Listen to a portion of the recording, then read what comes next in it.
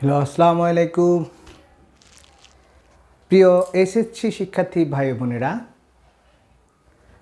আজ আমরা নতুন আরেকটি ভিডিও নিয়ে হাজির হয়েছি। এসএসসি রসায়ন দ্বিতীয় পত্রের পরিমাণগত রসায়নে সিলেট বোর্ড 2019 সালে যে গাণিতিক সমস্যাটা এসেছিল, আমরা সেই গাণিতিক সমস্যার সমাধান নিয়ে হাজির হয়েছি। আমরা প্রথমে বোর্ডে উদ্দীপকটি আমরা একটু পড়ি। নিচের উদ্দীপকটি লক্ষ্য করো। এখানে দুটো বিকার আছে, বিকার 1 এবং বিকার 2। বিকার 1-এ দেওয়া আছে সোডিয়াম কার্বনেট এবং 5.3 গ্রাম সোডিয়াম কার্বনেটের পরিমাণ দেওয়া আছে, আয়তন দেওয়া আছে 250 মিলিলিটার। তার মানে এটা একটা দ্রবণ তৈরি করা হয়েছে। বিকার 2-তে এক্স, এটার নাম দেওয়া নাই, অজ্ঞাত, অজানা। এক্স একটা যৌগ আছে, সেটার পরিমাণ দেওয়া আছে 10 মিলিলিটার এবং ঘনমাত্রা আছে 0.1 মোলার ঘনমাত্রা। এবং পাশাপাশি একটা বিক্রিয়া দেওয়া আছে, সেটা হচ্ছে এক্স প্লাস অ্যামোনিয়া। সেখান থেকে একটা সাদা ধোঁয়া সৃষ্টি হয়েছে। এখন বলা আছে যে বিকার 1 এর দ্রবণের ঘনমাত্রা ppm এককে নির্ণয় করো। এবং 2 বলা আছে গহতে বিকার 2 এর দ্রবণের মধ্যে বিকার 1 এর দ্রবণ মিশালে মিশ্রণের প্রকৃতি পিএইচ স্কেলের মাধ্যমে ব্যাখ্যা করো। তো আমরা অঙ্কটি সলভ করার পূর্বে প্রথমে ছোট্ট একটি রিকোয়েস্ট করব, সপ্তডিঙ্গা টিউটোরিয়াল একাডেমি, এই একাডেমিতে যারা নতুন আমাদের ক্লাসটি দেখছে, আমরা বলবো যে আমাদের চ্যানেলটিকে সাবস্ক্রাইব করে আমাদের সাথে থাকার জন্য। আমরা ধারাবাহিকভাবে ইনশাল্লাহ ক্লাসগুলো দিয়ে যাচ্ছি। আমরা চেষ্টা করব সমস্ত বোর্ডের প্রশ্নগুলো আমরা সলভ করে দিব। পরিমাণগত রসায়ন বা রসায়নের যতগুলো বিভিন্ন বোর্ডের প্রশ্ন এসেছিল সবগুলো আমরা সলভ করে দেব ইনশাল্লাহ ধারাবাহিকভাবে। আর যারা ইতিপূর্বে আমাদের চ্যানেলটিকে সাবস্ক্রাইব করেছে তাদেরকে আমরা ধন্যবাদ জ্ঞাপন করছি। আমরা সলভ করি প্রশ্নটি। এখানে বলা আছে যে এক্স প্লাস অ্যামোনিয়া সাদা ধোঁয়া বিকার 1 এর দ্রবণের ঘনমাত্রা ppm এককে নির্ণয় করো। তাহলে এখানে আমরা যদি বলি ppm এর সম্পর্কে একটু যদি জানি, আমার ppm যেটা, সেটার পুনরূপ হচ্ছে আমরা জানি সেটা হচ্ছে পার্টস পার মিলিয়ন, সংক্ষেপে আমরা বলেছি পার্টস পার মিলিয়ন। তারপরে আছে আরেকটা আছে ppb, দ্যাটস ইকুয়াল টু হচ্ছে আমার পার্টস পার বিলিয়ন। আরেকটা আছে আমার ppt, দ্যাটস ইকুয়াল টু হচ্ছে পার্টস পার ট্রিলিয়ন। এখন আমরা যখন স্টুডেন্টদেরকে প্রশ্ন করি ppm, ppb এবং ppt এই তিনটার মধ্যে কোনটি বড়, তো সবাই বলে যে স্যার ppt বড়, তারপরে বলে ppb, তারপরে ppm। কারণ যদি আমি সিকোয়েন্স অনুসারে বলি যে তাদের মানের দিক থেকে কোনটা বড়, সবচেয়ে বড় হবে ppt, তারপরে বলে ppb, তারপরে বলে ppm। এরকম বলে সিকোয়েন্স অনুসারে যে কোনটি বড়, তাদের ক্রম অনুসারে তারা এইভাবে বলে। But this is wrong, this concept is totally রং। কেন? আমরা যদি একটু খেয়াল করি দেখতে পাচ্ছি parts million, parts billion, parts trillion, প্রত্যেকটার সাথে একটা নতুন করে শব্দ যোগ করা আছে পার। পার মানে হচ্ছে ভাগ। তাহলে যেই সংখ্যাটাকে আমি ভাগ করব সেটা ছোট হয়ে যাবে, অর্থাৎ পিপিটি, অর্থাৎ এটা হচ্ছে something to the power trillion. আমি যদি এটাকে something to the power million, something to the power billion, তাহলে সবচেয়ে বড় সংখ্যা দিয়ে ভাগ করলে সেটা ছোট হয়ে যায়, আর সবচেয়ে ছোট সংখ্যা দ্বারা ভাগ করলে সেটা বড় হয়ে যায়। অ্যাকচুয়ালি এখানে সবচেয়ে বড় হচ্ছে আমার ppm, তারপরে হচ্ছে ppb, তারপরে হচ্ছে আমার ppt। এটা হচ্ছে সঠিক। অর্থাৎ আমাকে যদি বলা হয় তিনটার মধ্যে কোনটি সবচেয়ে বড়, তাহলে আমরা বলবো ppm সবচেয়ে বড়, তারপরে হচ্ছে ppb, তারপরে হচ্ছে আমার ppt। এখানে ভর্তি পরীক্ষা আমাদের এরকম প্রশ্ন দেয় যে তাদের অনুসারে সাজাও। তো আমরা আমাদেরকে এখানে ppm সম্পর্কে একটু জানতে বলেছে। আমরা জানি ppm হচ্ছে সংক্ষেপে যদি বলি that means gram per litre. এটাকে সংক্ষেপে আমি লিখতে পারি, অর্থাৎ 1 milligram per litre, 1 milligram per litre. ppm that's equal to হচ্ছে 1 মিলিগ্রাম পার লিটার। এটা একটা ফর্মুলা কিন্তু, অর্থাৎ 1 লিটারে কত মিলিগ্রাম দ্রব দ্রবীভূত আছে, দ্রবের সেই পরিমাণ কে বলা হয় ওই দ্রবণের ppm। ওকে, এটাকে আমরা বলতে পারি। এবং শর্টকাটে আমরা একটা ফর্মুলা জানি, ppm অঙ্ক করার একটা শর্টকাট একটা ফর্মুলা আছে। ppm একক ঘনমাত্রা আছে sm × 10⁻³ s হচ্ছে মোলার ঘনমাত্রা, m আণবিক ভর, 10³ দিয়ে গুণ করলে আমরা ppm এককে মানটা পেয়ে যাই। ওকে, তাহলে দুটো ফর্মুলা দিয়েই করা যায়। আমরা চেষ্টা করব দুটো ফর্মুলা দিয়ে করে দেওয়ার জন্য, কারণ এটার উপর মার্কস থাকে 3 মার্কস। 3 মার্কস পাওয়ার জন্য আমাদেরকে করতে হবে। তাহলে আমরা প্রথমে দেখি যে আমি ফার্স্ট মেথডে যদি করি, সেই ফার্স্ট মেথডটা কি বলা আছে, বলছে যে বিকার একে দ্রবণের ঘনমাত্রা ppm এককে নির্ণয় করো। আচ্ছা, তো আমরা তো জানি না এখানে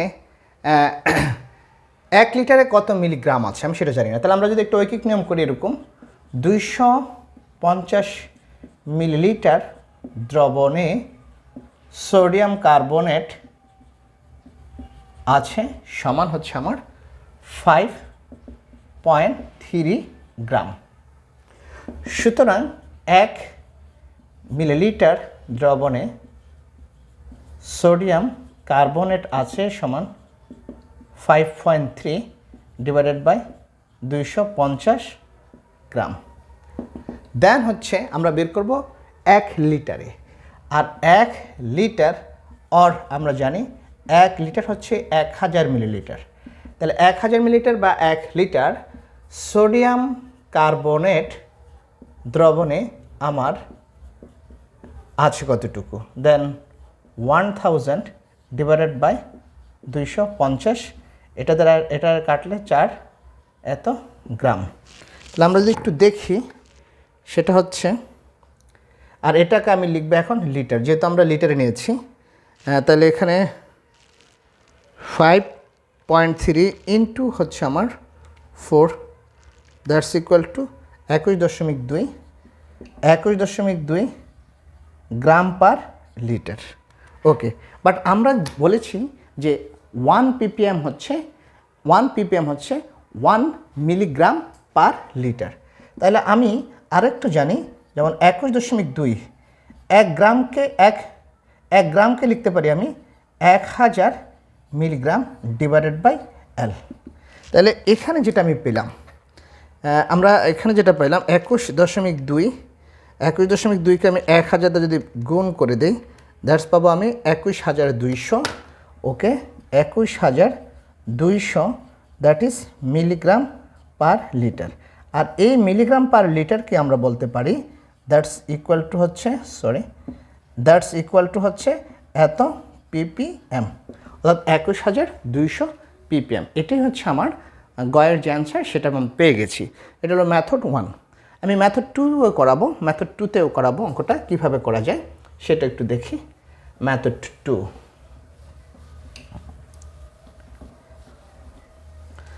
মেথড 2তে বলা আমরা আরেকটা নিয়মে করি। দ্বিতীয় যে সূত্রটা, সেখানে আমরা জানি ppm এককে ঘনমাত্রা যদি আমি লিখি, ppm এককে ঘনমাত্রা s ইন্টু m ইন্টু হচ্ছে আমার 10³ s কি, s হচ্ছে আমার মোলার ঘনমাত্রা, m আণবিক ভর। তাহলে আমরা প্রথমে বের করি s কত। s এর ফর্মুলাটা হচ্ছে আমরা জানি 1000 W divided by m into v, যখন বিটা মিলিলিটার এককে থাকবে। দ্যাটস ইকুয়াল টু আমরা লিখতে পারি 1000 ইন্টু W, এখানে 5.3 ডিভাইডেড বাই m। m হচ্ছে সোডিয়াম কার্বনেটের আণবিক ভর। যদি আমরা একটু বের করি m of that's equal to sodium carbonate, অর্থাৎ এখানে 23 ইন্টু 2 প্লাস হচ্ছে carbon 12 into 1 plus oxygen 16 into 3, তাহলে এখানে 43 দুগুণে 46 যোগ 12 যোগ হচ্ছে 48, 8 আর 2 10, 16 7 হলো 1, 5 6 6 7 10, 106। That's equal to 106। আর এখানে ভি আছে 250 মিলিলিটার, এটা দ্বারা এটা কাটলে হয় 6। তাহলে আমরা যদি ডাইরেক্ট করি দেখি কত হয়। আমরা পাচ্ছি এখানে 5.3 ইন্টু 4 ইকুয়াল টু ভাগ হচ্ছে 106, ইকুয়াল টু হচ্ছে আমার 0.2, এটা আমি পাইলাম 0.2 m। আমরা আবার একটু চেক করি সব ঠিক আছে কি না। 4 × 5.3 ইকুয়ালস এত, ভাগ হচ্ছে 106, দ্যাটস ইকুয়াল টু 0.2। তাহলে এখন আমরা এই মানগুলো যদি এখানে বসিয়ে দিই তাহলে হয়ে গেল, অর্থাৎ এই যে এখানে এটা আমার সাইড নোট। তাহলে এর মান কত? এর মান আমি পাইছি 0.2 ইন্টু m, এর মান পাইলাম 106 ইন্টু হচ্ছে আমার 10³ এই তিনটা গুণ করলেই আমার ফাইনাল অ্যান্সার চলে আসবে, অর্থাৎ 0.2 ইন্টু হচ্ছে 106 ইন্টু হচ্ছে আমার 1000 ইকুয়াল টু হচ্ছে 21200।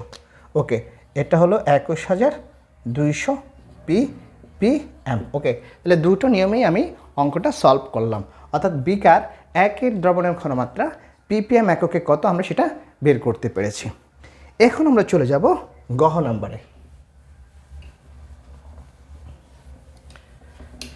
আমরা গহ নম্বর অঙ্কটা একটু সলভ করার চেষ্টা করি যে কি বলা আছে এখানে। গহ বলা আছে বিকার 2 এর দ্রবণের মধ্যে বিকার 1 এর দ্রবণ মিশালে মিশ্রণের প্রকৃতি পিএইচ স্কেলের মাধ্যমে ব্যাখ্যা করো। অর্থাৎ পিএইচ স্কেলটা কত হবে তারপর আমরা ব্যাখ্যা করবো এটা কি অম্লীয় হবে নাকি ক্ষারীয় হবে নাকি প্রশম হবে না নিরপেক্ষ হবে। ওকে, তাহলে আমরা একটু দেখি এটা কীভাবে আমরা সলভ করতে পারি। তো প্রথমে জানতে হবে যে এই যে বিকার 1 এর পুরো তথ্য আমি জানি এটা সোডিয়াম কার্বনেট, বাট বিকার 2 এর কোনো তথ্য আমি কিন্তু জানি না। এখানে বলা আছে এক্সকে আইডেন্টিফাই করার জন্য একটা বিক্রিয়া দিয়েছে আমাকে, সেই বিক্রিয়াটা হচ্ছে এক্স প্লাস হচ্ছে আমার অ্যামোনিয়া, দ্যাটস ইকুয়াল টু হচ্ছে এখানে সাদা ধোঁয়া। ওকে, এখানে হলো সাদা ধোঁয়া উৎপন্ন হয়েছে। তাহলে আমরা জানি যে অ্যামোনিয়ার সাথে কোন গ্যাস বিক্রিয়া করলে সাদা ধোঁয়া হয়, বা সাদা ধোঁয়া কার হয়? অ্যামোনিয়ার ঘটিত একটা যৌগ সেটা সাদা ধোঁয়া দেয়, সেটা হলো আমরা জানি অর্থাৎ অ্যামোনিয়াম ক্লোরাইড। এই অ্যামোনিয়াম ক্লোরাইড বা নিশাদল এটা উদ্যপাতিত একটা যৌগ, তাপ দিলে কঠিন থেকে তরল না হয় সরাসরি বাষ্পে পরিণত হয়ে যায়। এটাকে যখন তাপ দেওয়া হয় তখন সেখান থেকে সাদা ধোঁয়া বের হয়ে আসে। এখন এই ক্লু থেকে আমি এক্সের পরিচয়টা জানতে চাই। অনেকে বলতে পারে স্যার এটা কীভাবে এক্সের পরিচয় বের করব? আমি সুন্দর একটা টেকনিক দেখাই দিচ্ছি। যেহেতু আমি উৎপাদ যৌগটার নাম জেনে ফেলেছি সেটা হচ্ছে অ্যামোনিয়াম ক্লোরাইড, আর এই অ্যামোনিয়াম ক্লোরাইড এক্স এবং NH3 মিলেই কিন্তু এটা হয়েছে। তাহলে আমি প্রথমে কি করি, এখান থেকে যেটা NH3 আছে সে NH3 এখান থেকে বিয়োগ করে দিই। তাহলে বিয়োগ করলে এটা ক্যান্সেল, হাইড্রোজেন 4টা থেকে 3টা চলে গেল, রইল একটা, আর ক্লোরিনের ক্লোরিন। দ্যাট মিনস আমরা কি পাইলাম? এটা হচ্ছে আমার হাইড্রোক্লোরিক অ্যাসিড। সুতরাং আমরা বলতে পারি এখানে এক্স যৌগটা হচ্ছে আমার হাইড্রোক্লোরিক অ্যাসিড। ওকে, আমরা এটা পেয়ে গেছি, এটা হাইড্রোক্লোরিক অ্যাসিড। ওকে, এবার আমরা এখান থেকে আমাদের যে তথ্য দেওয়া আছে সেই তথ্যগুলো দিয়ে আমরা এখন ফাইন্ড আউট করে ফেলব। বিকার 2 এর দ্রবণের মধ্যে বিকার 1 এর দ্রবণ মিশালে মিশ্রণের প্রকৃতি পিএইচ স্কেলের মাধ্যমে ব্যাখ্যা করো। ওকে, তাহলে এটা হচ্ছে সোডিয়াম কার্বনেট বিকার 1, বিকার 2 হচ্ছে হাইড্রোক্লোরিক অ্যাসিড। এখন প্রশ্ন হচ্ছে এই বিক্রিয়াটা আমি কিভাবে করব? এই বিক্রিয়াটা করার জন্য সুন্দর একটা টেকনিক আমি বলে দিচ্ছি, এবং এটা আসলে বিক্রিয়ার মেকানিজম আমি বলতে পারি যে কি হবে। আমরা দেখতে পাচ্ছি এখানে হাইড্রোক্লোরিক হচ্ছে একটি অ্যাসিড, এটা একটা অ্যাসিড। সাধারণত অ্যাসিডগুলো প্রশমিত হওয়ার জন্য ক্ষারকে চায়। সেটা ক্ষার কি হতে পারে? একদম মানে কোনো একটা যৌগের শেষে ওএস থাকলে সেটা আমরা ক্ষার বলি, অর্থাৎ ধাতুর অক্সাইডগুলোও কিন্তু ক্ষারের মতো কাজ করে। তাহলে যেহেতু সোডিয়াম একটা হচ্ছে, এটা হলো একটা ধাতু, তাহলে এখান থেকে কোনো অক্সাইড অর্থাৎ ধাতুর অক্সাইড আমি এখান থেকে উৎপন্ন করতে পারবো কি না? যদি পারি, বা যদি হাইড্রোক্লোরিক অ্যাসিড এখান থেকে কোনো একটা ধাতুর অক্সাইডকে উৎপন্ন করে, তাহলে সে বিক্রিয়া করে লবণ এবং পানি উৎপন্ন করবে। তো এখানে তো এই যৌগটা হচ্ছে কি একটা লবণ। এই লবণটাকে যদি আমি ভাঙতে চাই তাহলে আমরা জানি যে সকল কার্বনেট লবণকে আমরা তাপ দিব। ওকে, আমি তাপ দিচ্ছি, তাহলে সোডিয়াম কার্বনেট, এই লবণটাকে আমি তাপ দিব। তাপ দিলে কি উৎপন্ন হবে আসলে অ্যাকচুয়ালি যেমন আমি জানি না, তাহলে আমি এরকম লিখতে পারি Na2C। এখানে O3 মানে অক্সিজেন 3টা, তাহলে অক্সিজেন 3টাকে আমি এরকম লিখতে পারি OOO, বাট এখানে COOO এই দুইটা মিলা হয় কার্বন ডাইঅক্সাইড, কারণ এ একটা কার্বন, দুইটা অক্সিজেন। তাহলে এটা আমি পেলাম কার্বন ডাইঅক্সাইড। তাহলে কার্বন ডাইঅক্সাইড চলে গেল, রইল কি এখানে Na2O, that means sodium oxide. তাহলে এখন আমরা আবার দেখতে পেলাম সোডিয়াম কার্বনেটটা তাপ দিলে সেখান থেকে উৎপন্ন হলো sodium oxide plus carbon dioxide. Sodium এটার সাথে আমযুক্ত আছে, সুতরাং এটা হলো ধাতুর অক্সাইড, আর ধাতুর অক্সাইড হচ্ছে ক্ষারধর্মী। অধাতুর অক্সাইড কার্বনের সাথে আমযুক্ত নাই, তাহলে অধাতুর অক্সাইড হচ্ছে আমার অম্লধর্মী। তাহলে ধাতুর অক্সাইড ক্ষারধর্মী, অধাতুর অক্সাইড অম্লধর্মী, আর এটা হচ্ছে অ্যাসিড। তাহলে এই অ্যাসিড কি করবে, এই অ্যাসিডকে বিকর্ষণ করবে। তাইলে যেহেতু প্রশমিত হওয়ার জন্য অ্যাসিড কাকে চাইবে, ক্ষারকে চাইবে, এই জন্য এই হাইড্রোক্লোরিক অ্যাসিড এসে সোডিয়াম অক্সাইডের সাথে বিক্রিয়া করবে। দ্যাট মিনস হাইড্রোক্লোরিক বিক্রিয়া করবে হচ্ছে সোডিয়াম অক্সাইডের সাথে, বিক্রিয়া করে সেখান থেকে উৎপন্ন করবে লবণ প্লাস পানি, অর্থাৎ সোডিয়াম ক্লোরাইড প্লাস হচ্ছে আমার পানি। আমরা বিক্রিয়াকে সমতা করাই, এখানে সোডিয়াম 2টা 2 দিয়ে গুণ করে দেই, ক্লোরিন 2টা 2 দিয়ে গুণ করে দেই, হাইড্রোজেন 2টা, অক্সিজেন হচ্ছে 1টা, এই হয়ে গেল।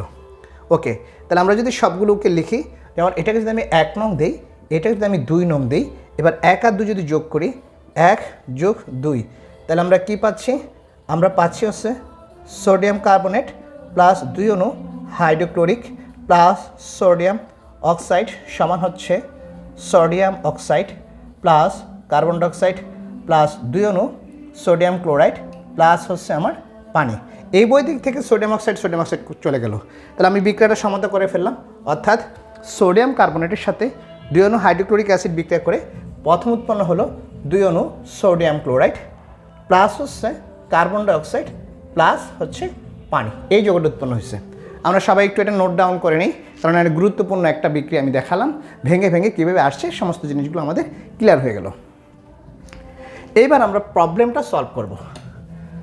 আমি এখানে এই অংশটুকু মুছে দিলাম, এই অংশটুকু আমরা মুছে দিব এই কারণে, কারণ আমরা আমাদের এর বাইরে আর কোনো কিছু দরকার নেই, আমাদের জাস্ট বিক্রিয়াটা জানার দরকার ছিল, আমি বিক্রিয়াটা সলভ করে দিয়েছি। তো বিকার 2 এর দ্রবণের মধ্যে, আচ্ছা বিকার 2 এর দ্রবণের মধ্যে আমার এখানে ইয়ে কত আছে, আমি যদি দেখি এখানে কত, এটার মোল সংখ্যা কত আছে, ঘনমাত্রা আয়তন। ওকে, আমি ঘনমাত্রা এবং আয়তন জানি, এখানে আয়তন দেওয়া আছে হচ্ছে 250 মিলিলিটার, বাট এটার কিন্তু কোনো ঘনমাত্রা দেওয়া নেই। তাহলে আমি ঘনমাত্রা যদি বের করি, তাহলে H সমান হচ্ছে আমার 1000 W divided by M into V then millilitre. কেন মিলিলিটার লিখবো, মিলিলিটার লিখবো এই কারণে, কারণ হচ্ছে আমার আয়তন দেওয়া আছে, এই জন্য 1000 চলে যাবে। তাহলে 1000 ইন্টু ডব্লিউর মান হচ্ছে আমার 5.3, আর আমরা জানলাম সোডিয়াম কার্বনেট আণবিক ভর হচ্ছে 106, আয়তন হচ্ছে 250, এটারে কাটলে 4, আমরা মানে এর আগে বের করেছিলাম 0.2 সম্ভবত মনে পড়ে। তারপর আবার একটু দেখি, 4 ইন্টু 5.3 ইকুয়ালস ভাগ হচ্ছে 106, দ্যাটস ইকুয়াল টু 0.2। ওকে, এটার আমরা পাইলাম হচ্ছে 0.2 পাইলাম আমি হচ্ছে তার ঘনমাত্রা, আর আয়তন পেলাম 250 মিলিলিটার। তাইলে এটার আমরা মোল সংখ্যা বের করি, তাহলে মোল সংখ্যা N সমান, আমরা জানি ঘনমাত্রা H সমান হচ্ছে C সমান N divided by V of litre, অর্থাৎ N সমান S ইন্টু V অফ L। তাহলে S এর মানটা কত, S এর মান হচ্ছে আমার এখানে 0.2 ইন্টু B হচ্ছে 250 ডিভাইডেড বাই 1000, দ্যাটস, আমি যদি এটা কাটি 4, অর্থাৎ আমরা পাইলাম 0.2 ভাগ 4, দ্যাটস ইকুয়াল টু 0.05। এটা আছে এখানে 0.05 মোল। আমি আশা করি মনে হয় সবাই দেখতে পাচ্ছে লেখাটা, is it visible? No, it is not visible, আমরা উপরে লিখে ফেলি, এটা হচ্ছে 0.5। অর্থাৎ এখানে আমি S পাইলাম, আমার হচ্ছে এখানে S এর মান পেলাম 0.2 M। আমরা সবাই একটু নোট ডাউন করে নেই, লিখে নেই, নোট করে নেই, 0.2 M। দেন তাহলে ঘনমাত্রা পেলাম আমি হচ্ছে, ঘনমাত্রা হলো আমার এখানে 0.05। ওকে, 0.05, 0.2 ভাগ 4, এটা হচ্ছে 0.05। আমি একটু লিখে রাখি পাশে, এই তথ্যগুলো তো আমার দরকার। সেটা হচ্ছে আমার N হচ্ছে 0.05 মোল। ওকে, এটার মোল সংখ্যা আছে আমার 0.05 মোল। হাইড্রোক্লোরিক অ্যাসিডের ক্ষেত্রে আমার কত দেওয়া আছে, হাইড্রোক্লোরিক অ্যাসিডের ক্ষেত্রে আমার দেওয়া আছে এখানে 10 মিলিলিটার, আর আছে 0.1 M। তাহলে আমার এটার মোল সংখ্যা কত হবে, এটা হচ্ছে ভি, এটা হচ্ছে এস। তাহলে আমরা যদি এটা বের করি, আমরা জানি এন সমান হচ্ছে সি সমান এন ইন্টু ভি। তাহলে আমরা এটাই লিখতে পারবো 0.1 ইন্টু 10 ভাগ 1000, that's will be 0.1 into 10 equal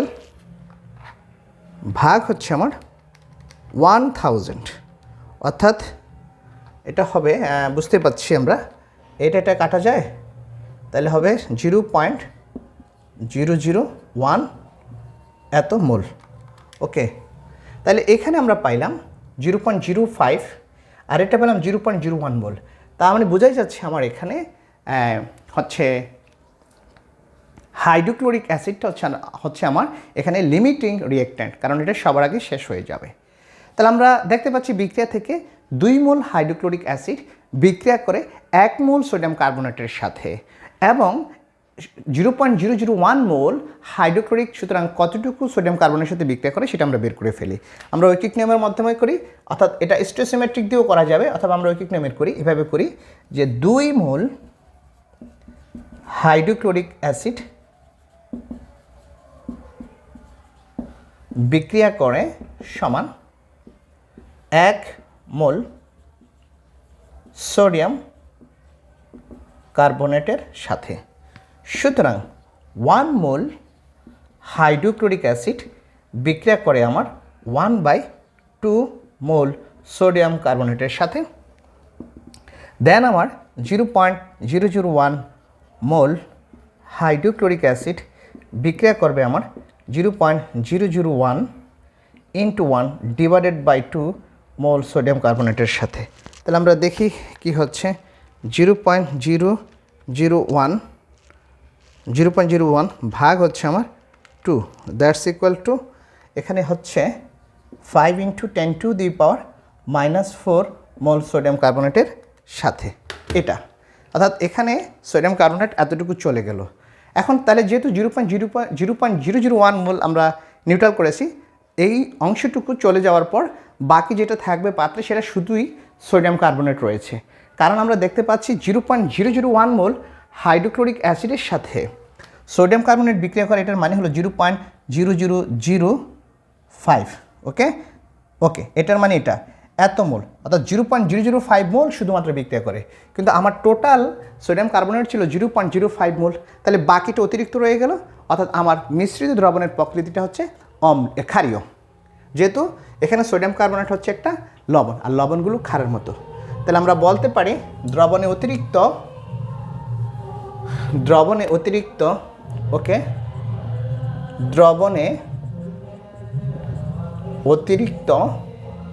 sodium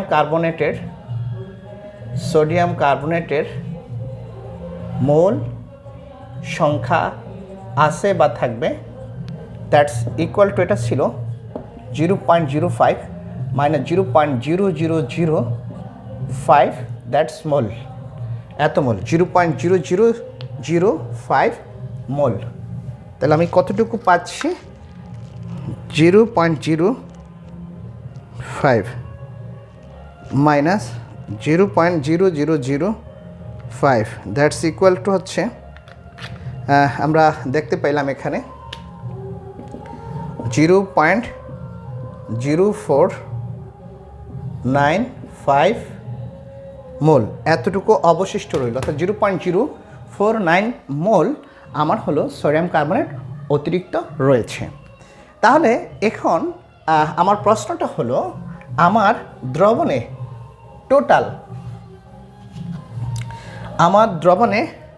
total pH স্কেলটা বের করতে গেলে আমাকে কি করতে হবে? আমি এখন যদি লিখি আমার এখানে এর ঘনমাত্রা কত, অর্থাৎ OS মাইনাস আয়ন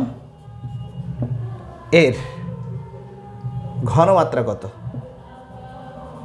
দ্রবণে, এটার ঘনমাত্রা হবে আমার এরকম, অর্থাৎ দ্যাট মিনস OS মাইনাস, আমরা জানি একটা সূত্র আছে C সমান N ডিভাইডেড বাই V, অর্থাৎ দিস ইজ ঘনমাত্রা হচ্ছে মোল সংখ্যা ডিভাইডেড বাই হচ্ছে আমার টোটাল আয়তন লিটার এককে।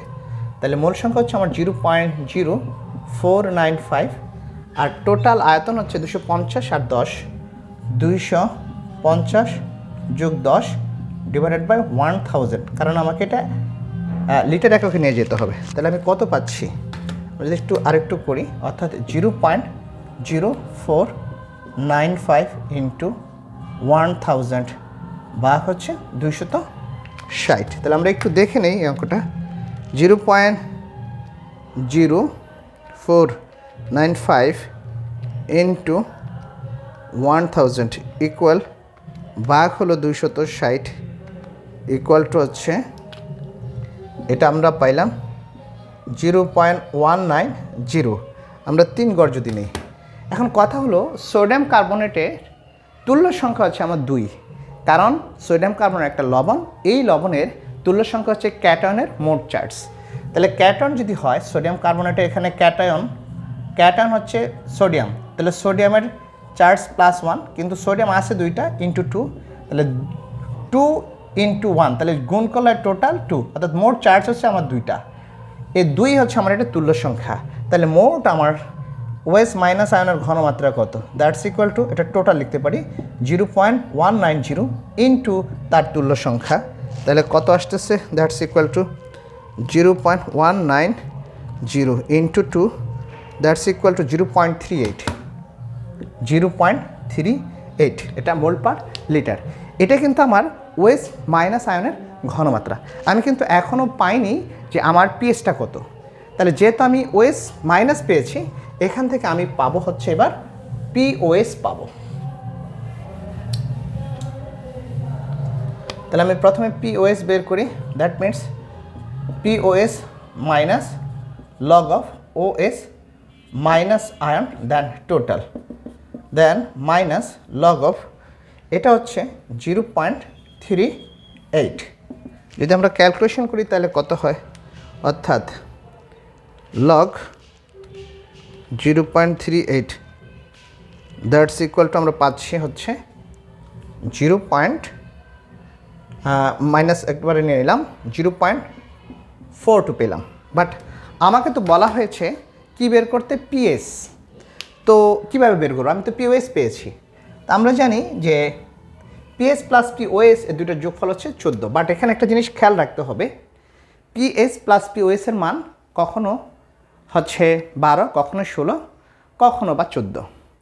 তাপমাত্রার সাথে সাথে এটা কিন্তু চেঞ্জ হয়। 25 ডিগ্রি সেলসিয়াস তাপমাত্রায় হলো 25 ডিগ্রি সেলসিয়াস